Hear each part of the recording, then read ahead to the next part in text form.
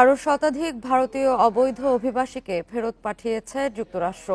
রোববার তৃতীয় দফায় ১১২ ভারতীয়কে নিজ দেশে ফেরত পাঠায় ট্রাম্প প্রশাসন।